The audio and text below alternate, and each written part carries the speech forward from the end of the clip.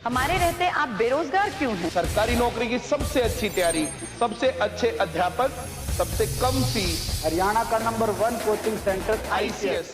नमस्कार, मैं हूं प्रमोद और आप देखना शुरू कर चुके हैं दिसड़कनामा.com। आखिरकार कांग्रेस की लिस्ट जारी हो गई है। जी हां, हम आपको बता दें कि देर रात को कांग्रेस ने हरियाणा में 8 नामों की घोषणा कर दी है और इन नामों को देख करके ये लग रहा है कि भूपेंद्र सिंह हुड्डा ने सबको ठिकाने लगा दिया है।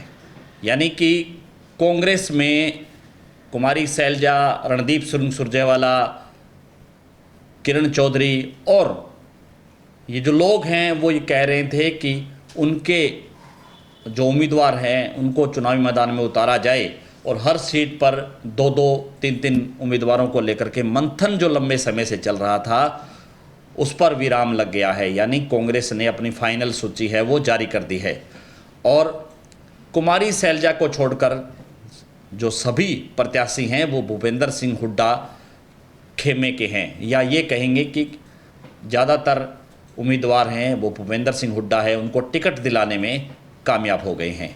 अब चर्चा कर लेते हैं। सबसे पहले जो 8 उम्मीदवार चुनावी मैदान में उतारे हैं उनका क्या रहने वाला है हरियाणा में। सबसे पहले अंबाला सीट पर जहां से वरुण चौधरी है उनको चुनावी मैदान में उतारा था। यहाँ से कुमारी शैलजा है वो रेणु बाला है उनको टिकट दिलवाना चाहती थी, लेकिन वरुण चौधरी है वो टिकट लेने में कामयाब हो गई, जो कि भूपेंद्र सिंह हुड्डा खेमे के हैं और उनके खासम खास हैं। फूलचंद मुलाना जो कांग्रेस के प्रदेश अध्यक्ष होते थे उनके बेटे हैं और मुलाना से विधायक भी हैं।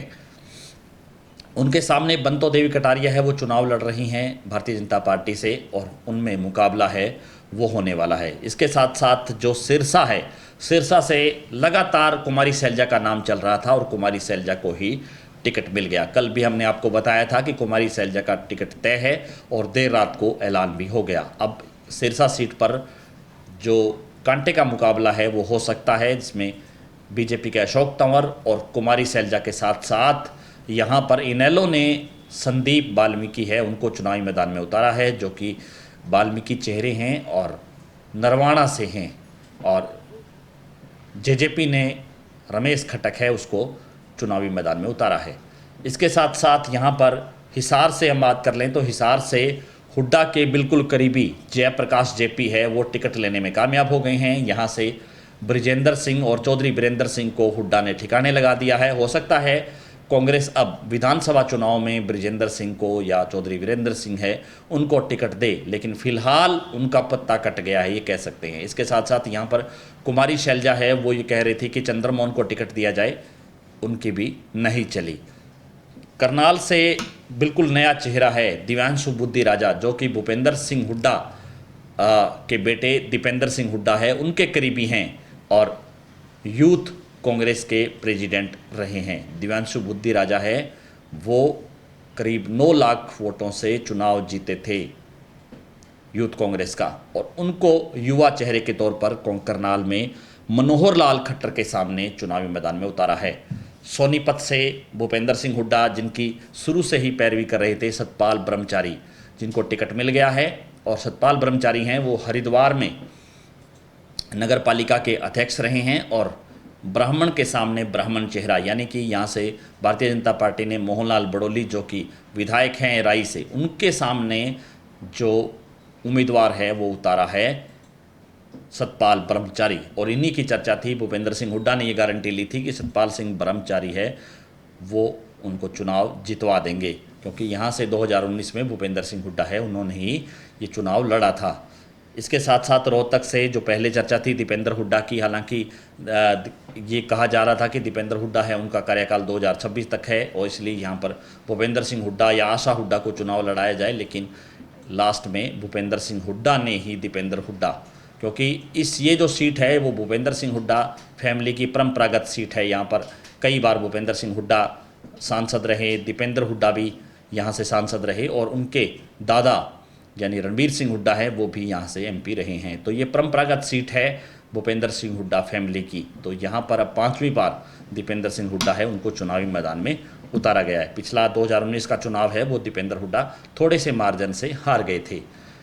अब भिवानी महेंद्रगढ़ इस सीट पर भी ज़्यादा कशमकश था, क्योंकि यहाँ पर किरण चौधरी की बेटी श्रुति चौधरी हैं, वो टिकट मांग रही थी, क्योंकि पिछले 2 चुनाव उन्होंने लड़ा था। और इस बार जो है यहाँ से भूपेंद्र सिंह हुड्डा ने किरण चौधरी के साथ खेला कर दिया। यहाँ पर अहीर चेहरा यानी राव दान सिंह, जो भूपेंद्र सिंह हुड्डा के खासम खास हैं, और भूपेंद्र सिंह हुड्डा शुरू से यही चाह रहे थे कि राव दान सिंह इस बार लोकसभा चुनाव में उनको लड़वाना ही लड़वाना है। 3 लोकसभा सीटों पर राव दान सिंह का नाम है वो गया था, जिनमें से भिवानी जो कि उनका क्लेम बनता है, क्योंकि राव दान सिंह है वो महेंद्रगढ़ से हैं और विधायक भी हैं मौके पे, तो उनको टिकट है वो दे दिया है। श्रुति चौधरी, किरण चौधरी यानी चौधरी बंसीलाल परिवार को सीधा सीधा कांग्रेस ने इग्नोर कर दिया है, या ये कहें कि भूपेंद्र सिंह हुड्डा ने किरण चौधरी को ठिकाने लगा दिया है।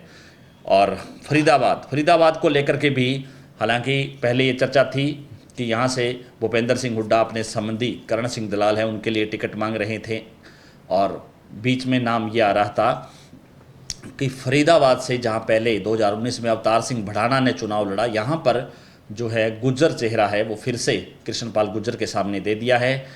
महेंद्र प्रताप सिंह, जो कि भूपेंद्र सिंह हुड्डा सरकार में कैबिनेट मंत्री होते थे, भूपेंद्र हुड्डा की कैबिनेट में रहे हैं।